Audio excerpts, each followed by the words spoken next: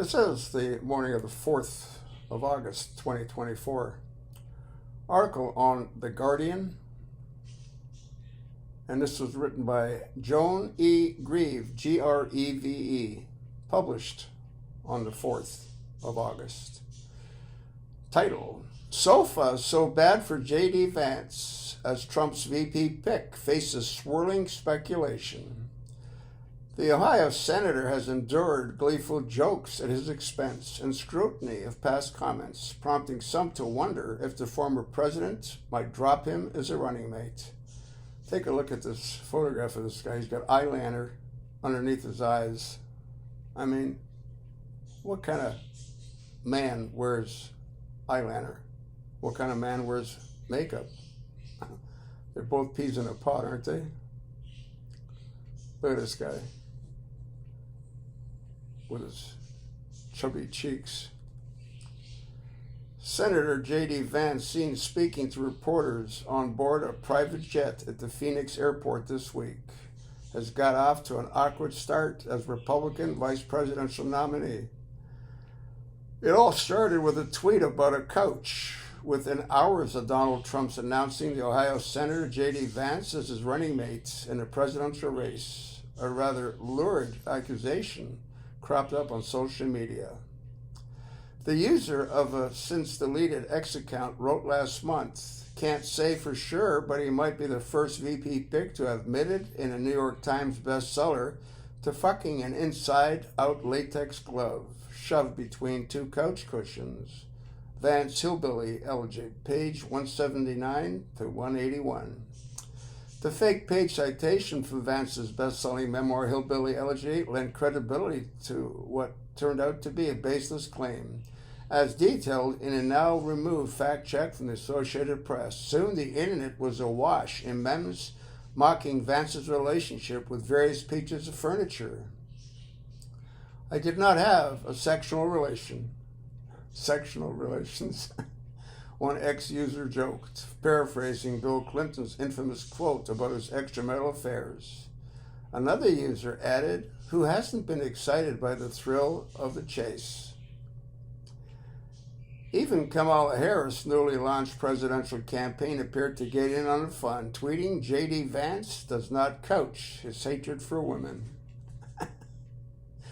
The couch debate only underscores Vance's overall dismal introduction to the country after his somewhat forgettable speech at the Republican National Convention last month, prompting some to wonder if Trump should make the historic decision to ditch his running mate just 3 months before Election Day.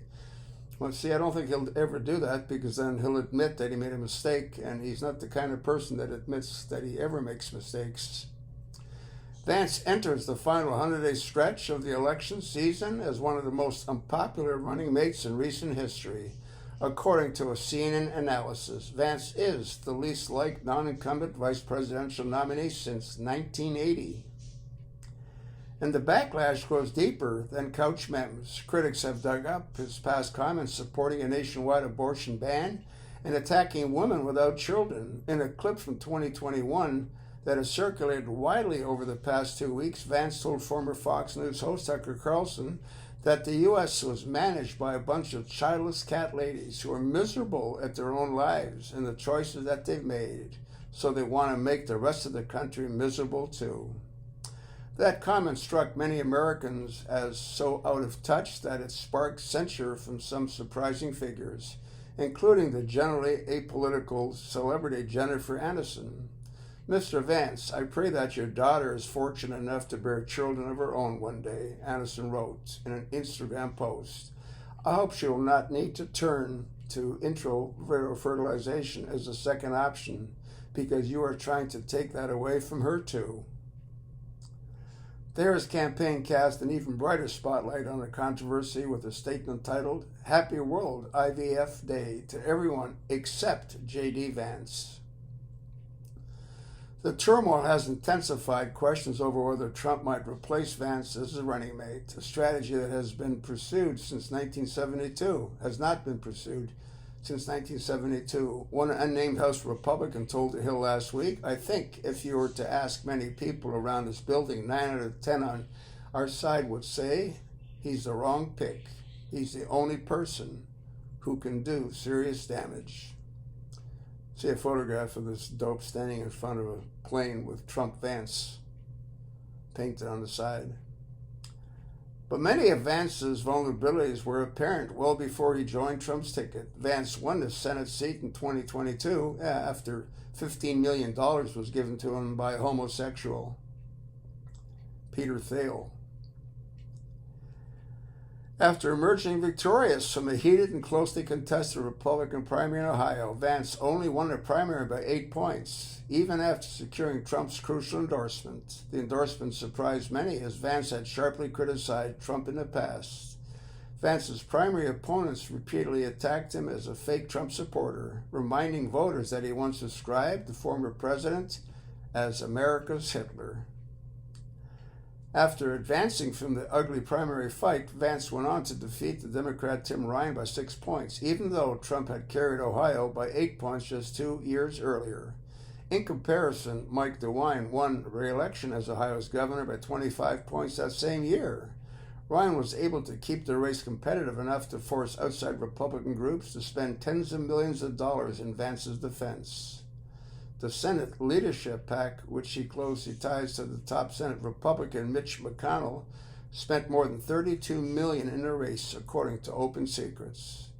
Since joining the Senate last year, Vance has become one of Trump's most loyal supporters in Congress and embraced the former president's agenda on everything from foreign policy to election denialism. In one illuminating interview with CNN in May, Vance suggested pro-Palestinian protesters on college campus should face criminal charges.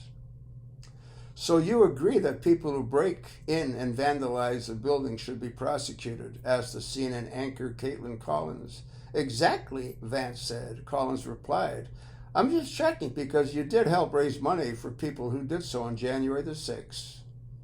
All of this baggage has come to the forefront right as Vance is trying to introduce himself to a much larger audience of voters. And the search for a Democratic vice president nominee has only exacerbated his troubles. The Democrats vying to become Harris's running mates have taken to publicly lambasting Vance at every turn, offering a preview of potential vice presidential debate.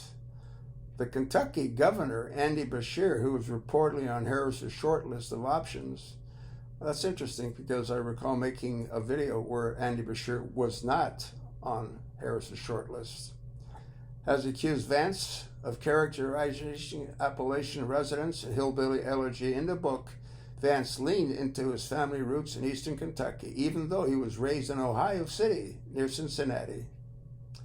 I want the American people to know what a Kentuckian is and what they look like, because let me just tell you that J.D. Vance ain't from here, Beshear told MSNBC last week. The governor added at a fundraiser in Des Moines, Iowa last weekend, this is somebody who exploited us, who used to come for the wedding or funerals or a couple of weeks in the summer to see his kin. And I respect that, but to claim that you know our culture and then to insult our people is just wrong. Minnesota Governor Tim Walz, who's also on Harris's short list, has mocked Trump and Vance as weird, an attack line now echoed by other prominent Democrats. The fascists depend on us getting back, but we're not afraid of weird people, Walz said last weekend at a Harris campaign event. We're a little bit creeped out, but we're not afraid. You see that dope Trump with J.D. Vance? You know, Trump's got the fist pump going. The guy's, look at him.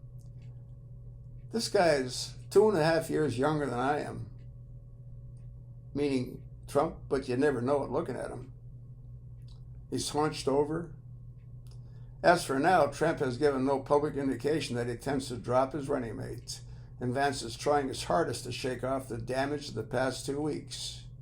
I knew that when I came out of the gate, there was going to be a couple of days of positive media coverage, and then immediately they would go and attack me over everything I'd ever said in my life, Vance told NBC News on Tuesday. The price of entry of being on the national ticket and giving me an opportunity to govern is you have to take the shots, and so I sort of expected it. Well, I mean, come on. You did it to yourself with your stupid comments. No different than Trump does it to himself with his stupid comments as well. But in less than a stellar review of Vance's performance so far, Trump reminded voters that elections are not generally decided by the vice presidential nominee. This is well documented historically. The vice president, in terms of the election, does not have any impact. Virtually no impact, Trump said on Wednesday during his contentious interview at the National Association of Black Journalists Convention. You can have a vice president that is outstanding in every way, and I think DJ is. I think all of them would have been, but you're not voting that way. You're voting for the president. You're voting for me. Trump's best hope for the moment is that voters will start forgetting about Vance, and after the months he's had, Vance might not mind some obscurity either. I think Trump should blow him off, but he probably won't, because once again, he'll never admit that he made a mistake. And he's made a shitload of mistakes, hasn't he? It's really sad, folks. They never give us a choice. You can pick from this pile of garbage or pick from this other pile of garbage. What do you end up with? A pile of garbage. I'll attach the link. Let me know what you think. Pass it along, and thanks for listening.